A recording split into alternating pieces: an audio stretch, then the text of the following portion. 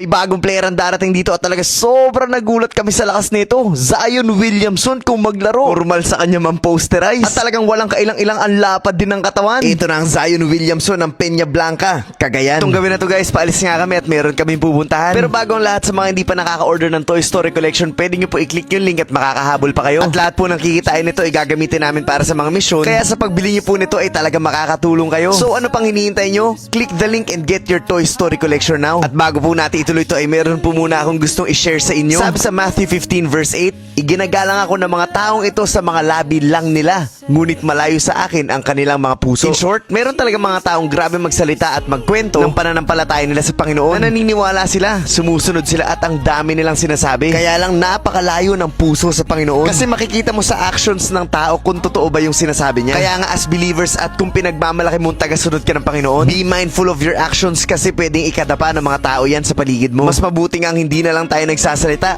pero nakikita sa gawa. Hindi dahil maliligtas ka sa gawa, pero yun yung bunga na totoong ligtas ka sa Panginoon. At ang totoong na-transform, nagbago at tumalikod sa kasalanan ay halatang halata. Hindi pa nagsasalita, alam mo na kaagad. At dahil doon, hindi mo namamalayan na nadadala mo na yung mga tao papalapit din sa Panginoon. So wag lang natin bastang sabihin. Ang importante, tapat ang puso mo sa Panginoon. At sana po ay malinaw at naintindihan niyo po talaga mensahe ng video na to. So nakaraan may nakausap nga si Tuper na napakalakas sa player galing ng Cagayan. And after few days, ito na. Papunta na siya dito. Nakaka-bless dahil believer din siya ng ating Panginoon. And mukhang ang paborito niyang galawan sa laro, walang iba kundi ang posterize. Talagang kahit merong sumasabay, ito ginagawa niya, salpak kung salpak. Sa lapad ng katawan niya, hindi mo akalain na kaya niya mag-elevate ng ganito. Grabe maglaro to, talagang Zion Williamson. At dito sinubukan niya i-posterize talaga yung kasamahan niya. Hindi man pumasok pero makikita mo talaga yung puwersa. Kayang-kaya din niya mag-stop ng mga import. Kung katawan sa katawan lang ay hindi niya uurungan. Hindi dahil madumi maglaro pero talagang competitive at napakalakas lang ng katawan. At sa napapansin ko mga upload niya, talagang hilig lang yung posterize. Bihira yung ganito kasi madalas yung mga dunker na ganyan ay payat, magaan yung katawan. Kaya kung titignan mo yung build niya, parang hindi kayang dumang. Kaya malilin lang ka talaga kapag umere na, mahirap ng pigilan. Pagdating niya dito, tuturuan ko lumayap to. Mukha kasing mawawasak yung ring ng mga paglalaroan namin. Ay, ito pala, mali pala ako. Marunong din palang humang time. Wala ako puro dunk lang. Dito naman, tinalunan niya yung dalawa niyang kaibigan. Obvious naman na medyo mas mababa yung ring dito. Pero like what I said, sa build ng katawan niya, mahirap pa rin umangat ng ganyan. Tapos pag sumasablay yung kakampi niya, follow-up dunk yung ginagawa. Grabe maglaro to, exciting. Zion Williamson ng Cagayan. Mukhang alam ko na yung mangyayari sa tuwing atake to. At nag-post siya na ganito. Ito raw yung mga ginagawa niya kapag offline siya. Wala ibang ginagawa kundi sumalpak na sumalpak. Grabe yung combination ng katawan plus elevation. Kaya talaga masasabi mong mahirap awatin tong player na to.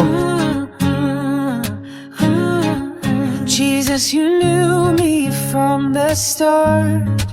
You saw the deepest part of my heart. I can't believe you called my name, yet still you love me just the same.